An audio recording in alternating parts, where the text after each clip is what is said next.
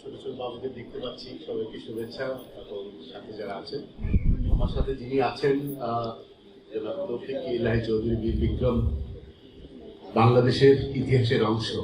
তো তার সাথে আলোচনাটা হবে, তার বইটা নিয়ে আপনারা জানেন, জীবনের জয়রথ, মুক্তিযুদ্ধ, রাজনীতি ও জয়ের জীবন। এই বইটা প্রথমে ইংরেজিতে বের হয়, পরবর্তীতে বাংলা সংস্করণ বের হয়। দুটো বইয়েরই যেটা হলো ভাষা অত্যন্ত প্রাঞ্জল, ইতিহাসের নানা কথা আছে। আমি আলোচনা শুরু করার আগে একটা প্রশ্ন লেখকের কাছে রাখি। এই বইটা তো বের হচ্ছে, আপনি লিখতে না চাইলেও মনে হয় এমন একটা বই হতে হতো।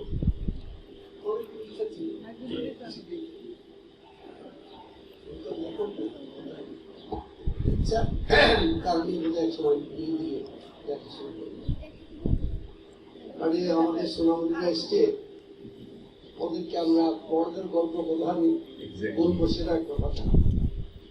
তোমরা যে বসেছ, শুনতেছ, তোমরা কেন তোমাকে বাংলাদেশি বলা হয়, এখানে আগে কারা ছিল, তারা কেন আমরা তাদেরকে বিতাড়িত করলাম, কেন আবার একটা নতুন দেশ হতে হলো, কে নেতৃত্ব দিল দেশ হওয়ার জন্য, কিভাবে হলো, একটা যুদ্ধ হলো, এগুলো নিয়ে এই বইটা কিছু লেখা। এক্স্যাক্টলি, বইটা স্মৃতি নির্ভর একটি বই, কিন্তু বইটা পড়লে মনে হবে যে আমি একটা উপন্যাস পড়ছি। মুক্তিযুদ্ধ, বাংলাদেশের ইতিহাসের নানা ভাগ এবং পরবর্তী সময়ে এসে তার 37 বছর, এখানে আসলে তিনি নিজেকে তুলে ধরেছেন, তার 37টা বছর, তার বয়স কিন্তু 37 না, 37 বছরের কাহিনী 71 থেকে 2008 পর্যন্ত।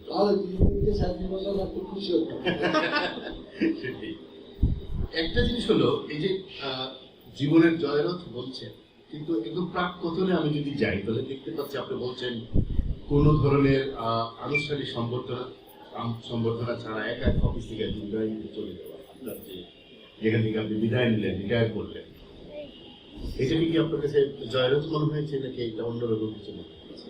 এটা আমি জীবনের সার্বিক মূল্যায়ন, যে জীবনকে কোনো একটা বিক্ষিপ্ত ঘটনা দিয়ে মূল্যায়ন করা যায় না। কোনো সময় দুঃখ হয়, কোনো সময় কষ্ট হয়, কোনো সময় মানুষ আনন্দিত হয়, কিন্তু জীবনের গল্পটাকে তোমরা সবাই একটা বড় আকারে দেখো। যেমন এখানে বইটা পড়তেছিলাম, এই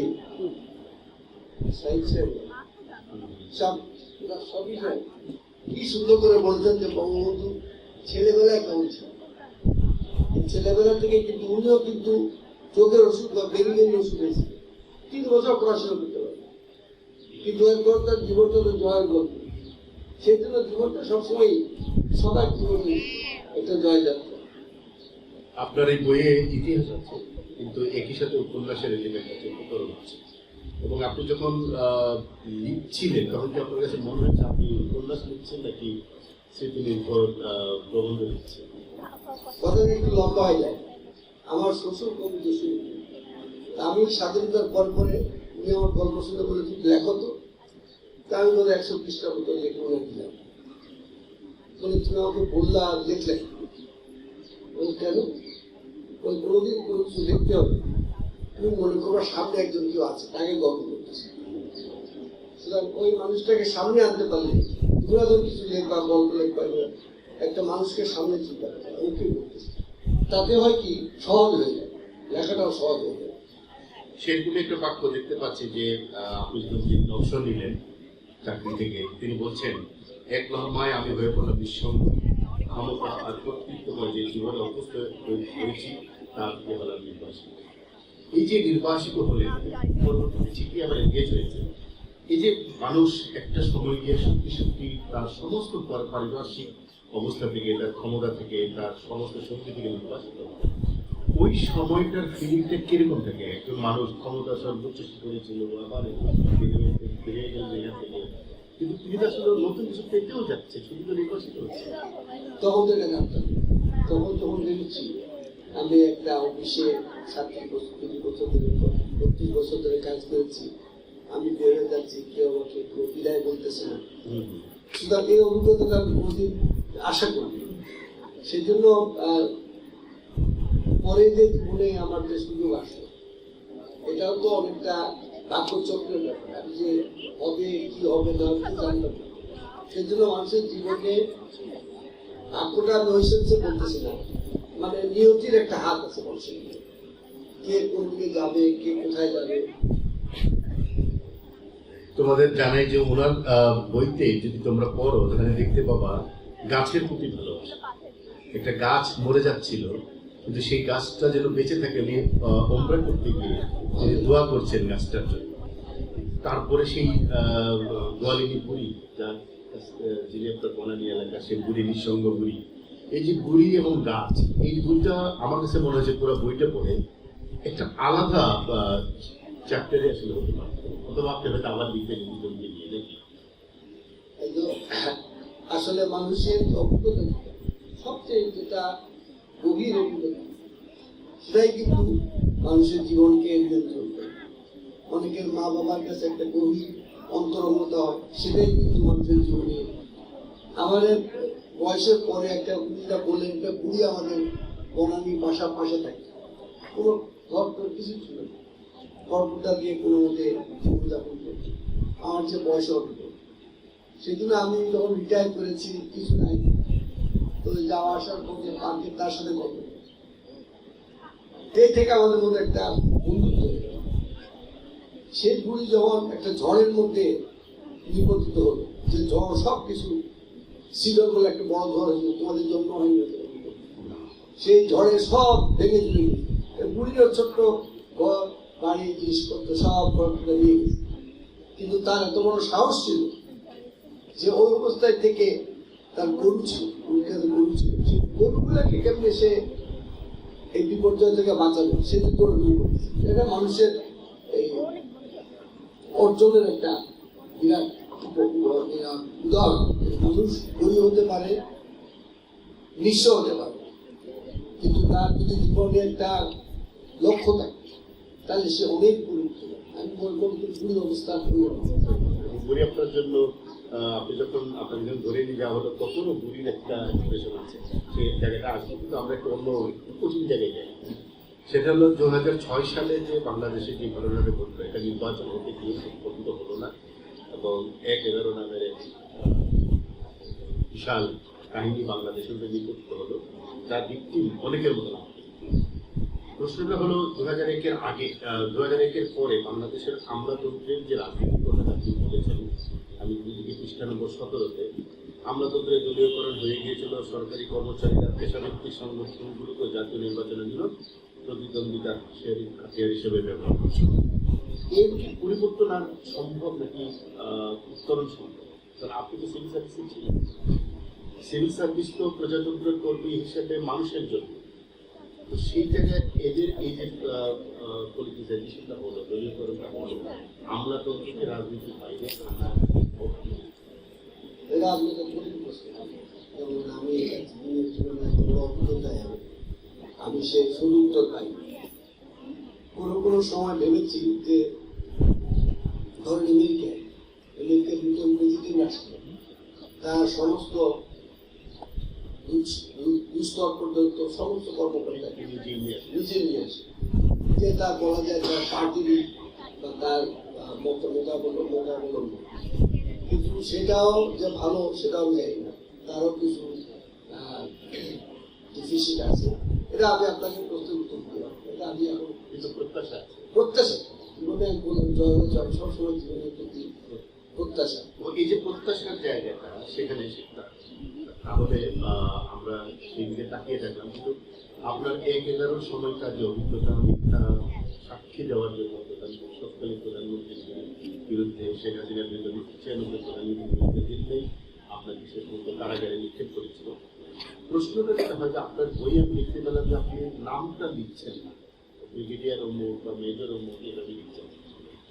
এটা তো ইতিহাসের অংশ, ইতিহাসের কথা আপনি বলছেন, আপনার নিজের গল্পের কথা বলছেন। যদি ইতিহাস সত্য হয় তাহলে গ্রন্থে নাম লিখতে এটা ইন্টারেস্টিং। আমি প্রথমে নাম লিখেছি, কিন্তু একটা হলো যে ক্রিমিনালদের মধ্যে অনেক সময় দেখা যায় যে তারা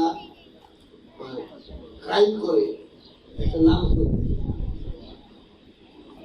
সিরিয়াল কিলার, এরা ক্রাইম করে নাম পরের দিকে এটা নিয়ে হয়তো গর্ব করবো, কিন্তু আমি দেখলাম আমি এদেরকে সেই সুযোগ দিব না। এই যে তারা, আমি জানতাম তো কোনো না কোনো সময় ইতিহাসে আস্থা ঘুরে ঘুরে যাবে, সুতরাং আমি এটা হলো আপনার ভাবনা, কিন্তু মানুষ আবার জানতেও চায় যে সেই মানে মানুষটা আজও মির্জাফরের নাম জানে, সুতরাং ইতিহাসের যারা খলনায়ক তাদের নামও জানতে পারে না। একটা পথ একটা জায়গায় আপনি বলছেন এই জীবন আমাকে হতাশ করেছে, কিন্তু আপনি তো হতাশ করার লোক নন। কতটা বিপর্যস্ত হলে আপনি কথা বলতে পারেন যে এই জীবন আমাকে হতাশ করেছে? এটা যদি দেখবেন আমি সেই জন্য কিন্তু পিছনে চলে গেছি, যে আমি সুযোগ হয়েছিল মুক্তিযুদ্ধে অংশগ্রহণ করার, সুযোগ হয়েছিল বঙ্গবন্ধু যে নেতৃত্ব দিয়েছিলেন তা অনুসারী হওয়ার, সুযোগ হয়েছিল বাংলাদেশের স্বাধীনতার একটা ছোট রোধ করার। সেইখান থেকে জীবনের অভিজ্ঞতার পরে এসে আমি যখন সামনে দেখতেছিলাম, তখন যখন আমাকে মিথ্যা মামলা দিয়ে জেলে নিয়ে যাওয়া হলো, তখন আমার একটা হতাশা হলো যে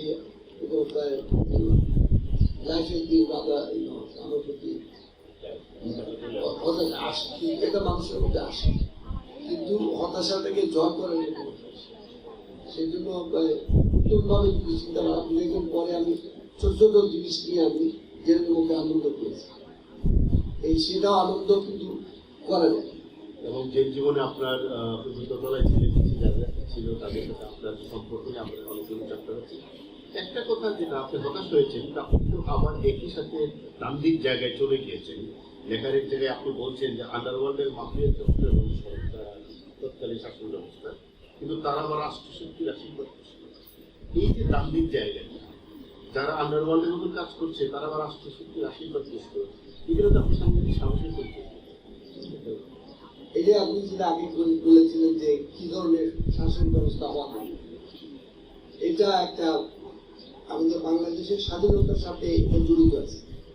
বাংলাদেশের স্বাধীনতা আমরা একটা কতগুলো নীতির উপর পেয়েছি এবং এর নেতৃত্ব দিয়েছিলেন বঙ্গবন্ধু। সুতরাং স্বাধীনতার পরে যে আঘাত আসলো, এটা বাংলাদেশ এবং বঙ্গবন্ধুর উপর আঘাত, এটা কিন্তু থেমে থাকে, পর চলতেছে।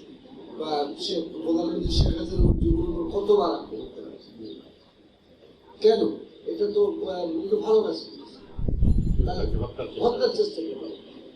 এইটা তোমাদের জানতে হবে যে পৃথিবীতে একটা বড় জায়গা, এখানে আমরা শুধু নিজেদের পারিপার্শ্বিকতা নিয়ে চিন্তা করলে হবে না। এখানে বিভিন্ন পৃথিবীর শুভ অশুভ শক্তি কাজ করে, অশুভ শক্তি বেশি। এইটাই যেটা ছিল, এরা একটা নতুন একটা অশুভ শক্তির একটা কম্বিনেশন করছিল, যে নিচে একটা মাফিয়ার মতো থাকবে, সামনে একটা ভালো রূপ থাকবে। এখনো কিন্তু পৃথিবীতে হচ্ছে, বিভিন্ন জায়গায় এরকম কাণ্ড ডেমোক্রেসির নামে এটা হচ্ছে। সংসদ আমাদের একটা সবচেয়ে বড় গণতন্ত্রের প্রতিষ্ঠান, কিন্তু সেই সংসদ ভবনের পাশেই সেখানে কারাবাসের ব্যবস্থা হয়েছিল। আপনি যেটা বলছেন যে গণতন্ত্র এবং জনগণের মতের প্রতিনিধিত্ব করার যে সংসদ, সেখানেই তারা স্বীকার করে বসেছিল যে রাজনীতিবিদ, বড় সরকারি কর্মকর্তা, ব্যবসায়ী এদেরকে সাজা দিয়ে পড়বে। প্রশ্ন হলো যে আমরা সংসদ এই কোনো সে জায়গায় এই আলোচনাটা করতে চাই, কিন্তু শিশুরা যেহেতু এখানে আছে, আপনার মুক্তিযুদ্ধের অভিজ্ঞতাটা একটু শুনতে চাইব। যেটা হলো, উনি কিন্তু একজন সরকারি কর্মকর্তা হিসেবে পাকিস্তান সরকারের আমলে যোগদান করেছিলেন সিভিল সার্ভিসে, কিন্তু 17 এপ্রিল 1971 সালে মেহেরপুরের বৈদ্যনাথ তলায় যে সরকার গঠিত হয়েছিল, প্রবাসী সরকার, তার অন্যতম সংগঠন ছিল শিশুর উদ্দেশ্যে আপনি কিছু বলবেন সেই সংগঠনের সময়টা? একটা হলো যে তোমাদের জানার দরকার, একটা বড় যুদ্ধ হচ্ছে। কেন?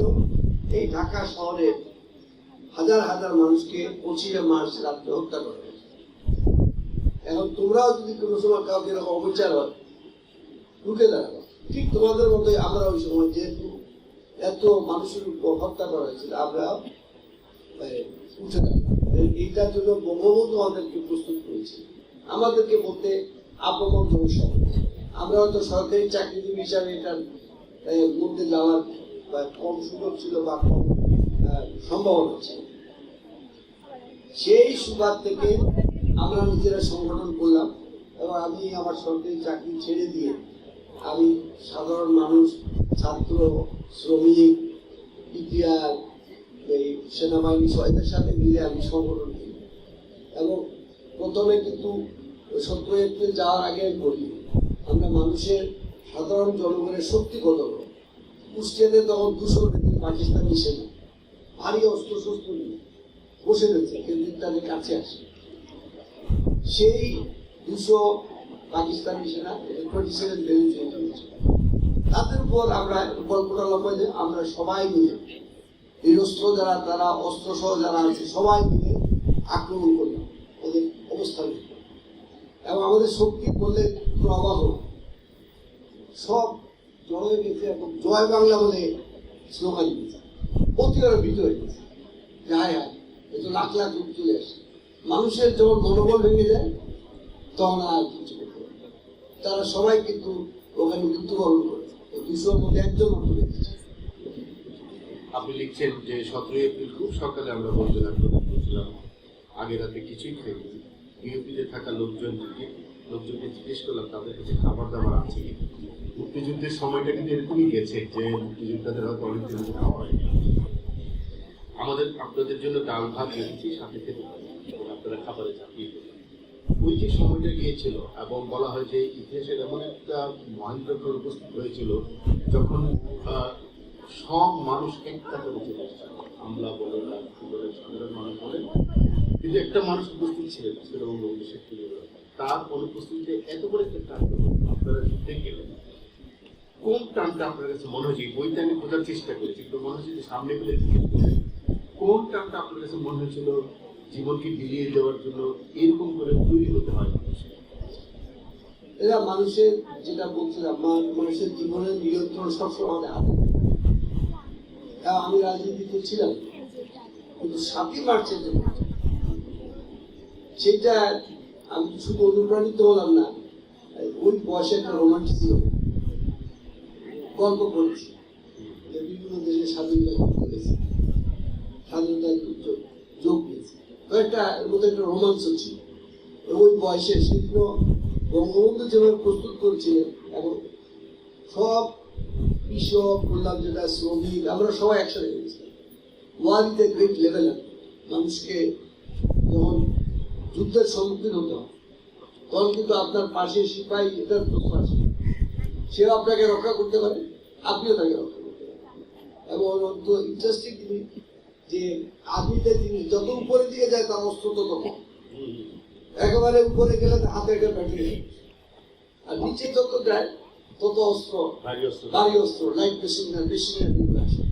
সুতরাং এটা একটা অদ্ভুত একটা প্রতিষ্ঠান যেখানে মানুষের মধ্যে মৃত্যুর সামনে দাঁড়িয়ে মানুষের মধ্যে অনেক এক জায়গায় আপনি বলছেন যে কিশোর তরুণ যোদ্ধারা রাত্রেবেলা অপারেশনে যাওয়ার সময় চিন্তা করে যে দেশ মাতৃকার জন্য জীবন দিতে যাচ্ছে। ওই যে কিশোর, ওই যে তরুণ, তাদের ভিতরে যে দীপ্ত শপথের সময়টা, কিশোররাও এরকম করে শপথ করে গেছে। আপনারা সেটা দেখেছেন, শুনেছেন।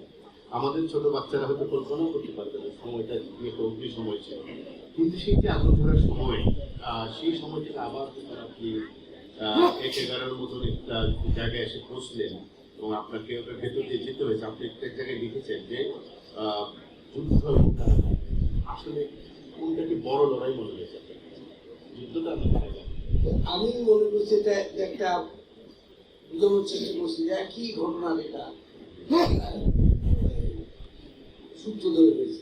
যুদ্ধটা হয়েছিল একটা সশস্ত্র, এরপরে বাংলাদেশের প্রতি যে শত্রুতা, বাংলাদেশকে ছোট করার জন্য যে চক্রান্ত, সেটা কিন্তু চলে গেছে। সেগুলো পরে যে আমরা যে চেষ্টা নিলাম বা যেসব অশুভ শক্তির বিরুদ্ধে দাঁড়ালাম, এটা আমাদের সেই মুক্তিযুদ্ধে যা আমরা চেয়েছিলাম না সেটাকে ধরে রাখার জন্য। কিন্তু ওই যে একটা জায়গায় আপনি বলেছেন একটি জাতির জেগে বাংলাদেশ স্বাধীন হলো, কিন্তু 75-এর 15ই আগস্ট আবার যেন আমরা পেছনের দিকে হাঁটলাম, জেগে ওঠাটা ধরে রাখতে পারলাম না। এটা আপনি আমাকে বললেন যে আমি শুধু ষড়যন্ত্রের কথা বলি। আপনি দেখেন, আমরা যখন বাংলাদেশ পাকিস্তানে পারছি তখন পাকিস্তানের যে আয় ছিল মাথা পিছু আয়, ওরা যতখানি মাসে যে আয় করতো, বছরে যে আয় করতো, আমাদের ছিল তা অল্প। এখন বঙ্গবন্ধু দায়িত্ব নেওয়ার পর দেশটাকে, একটা ছিল বিরান ভূমি, সব জ্বালায় পুড়ায় দিয়েছে, বাড়িঘর নাই, কৃষিদের কোনো জায়গা নাই, রাস্তাঘাট নাই, সব আমাদের সমুদ্র বন্দর মাইন করে দিয়েছে। একটা ধ্বংসযজ্ঞের পর কিন্তু উনি শক্ত হাতে ধরলেন, এবং তার প্রমাণ হলো যে 3.5 বছরের মাথায় এরা তাদের জন্য একটু বেশি বলা হয়ে যাবে, তোমরা বড় হলে গুগল করলে দেখবা যে 3.5 বছরের মাথায় আমাদের আয় আগে ছিল অর্ধেক, কারণ হয়ে গেল পাকিস্তানের চেয়ে বেশি। শুধু তাই না, তখন আমাদের আয় যেটা ছিল, আজকে চায়নার সঙ্গে আমরা গল্প করি, চায়নার আয় আমাদের চেয়ে মাত্র $20 বেশি ছিল। আমাদের ছিল $200, চায়নার আয় ছিল $20, চলে গেছে। কিন্তু ওই যে বললাম যে অশুভ শক্তি, এটা তোমরা বড় হলে পৃথিবী অন্যান্য জায়গায় কিভাবে চলে, তারা কিভাবে আমাদেরকে ইনফ্লুয়েন্স করে, কিভাবে আমাদের উপর, যেমন ওখানকার আমাদের বাংলাদেশে বড় শত্রু ছিল এনবিসি এবং তার যারা অনুসারী, না নিক্সন এগুলো বুঝতে পারে, কিন্তু একজন আমেরিকান কূটনীতিবিদ যার এখনো পর্যন্ত বিরাট প্রভাব আছে, সে কিন্তু আমেরিকার যে আমাদের প্রতি দৃষ্টিভঙ্গিটা সে তৈরি, এবং তোমরা জানবা হয়তো যে 1974 সালে আমাদের দেশে একটা দুর্বৃত্তের মতো হয়েছে। কারণ হলো যে আমরা বাংলাদেশ সরকার কিউবাকে আমরা রেকগনাইজ করছি, কিউবা একটা দেশ আছে, আমরা মানি। এই জন্য আমেরিকানরা যে চাল ডাল পাঠাচ্ছিল, হ্যাঁ, এবং সেই অভাব হঠাৎ করে একটা অভাব চলে আসবে। এই জন্য বাংলাদেশের ধারাবাহিকতা করতে বেশি দরকার। এখন যেমন বাংলাদেশ আল্লাহ বাড়িতে আমাদের মানে প্রধানমন্ত্রী শেখ হাসিনার নেতৃত্বে অনেক দূর চলে আসছে। যেমন আজকে যে ছোট মনিদের অনুষ্ঠান, উনি সময় পেলে কিন্তু খুব খুশি আসছে, বাচ্চাদের প্রতি, মানুষের প্রতি বিভিন্ন রকম রাজনীতি থাকে, কিন্তু যাদের মন থেকে বাচ্চা, শিশু, মানুষের প্রতি একটা একাত্মতা, ওই জিনিসটা কিন্তু মনে আছে। আপনি যেমন আমি পড়ি যদি 117 নম্বর পৃষ্ঠায় আছে যে ওই রকম একটা সময়, সময় একটা দেশের সরকার ব্যবস্থা গড়ে তুলে মাঠ পর্যায়ে কার্যকর করাটা যে উচিত ছিল, তা এখনকার সময় কল্পনা করা যায় না। বঙ্গবন্ধু নিবেদিত প্রাণ মানুষদের নিয়ে একটা দল রয়েছে, বঙ্গবন্ধু সেই নিবেদিত প্রাণ দল আর আজকে যে শাসক দল, আপনি কোনো পার্থক্য? ওই সময় যে একটা মানুষের মোটিভেশন ছিল, একটা যুদ্ধ করেছে, অনেকের আমাদের সবাই তখন আত্মীয়-স্বজনের মধ্যে মৃত্যুবরণ করেছে, আমরা ফেরত এসেছি, এমন না যে একটা যুদ্ধ, আমাদের সবাই মধ্যে একটা হারানোর ব্যথাও ছিল। সেই সময় আমাদের মানসিকতা যেটা ছিল, আস্তে আস্তে যখন একটা স্থায়ী অবস্থানে চলে গেলাম, তখন আমাদের কিন্তু অধঃপতন হয়, এটা অবশ্যই আছে।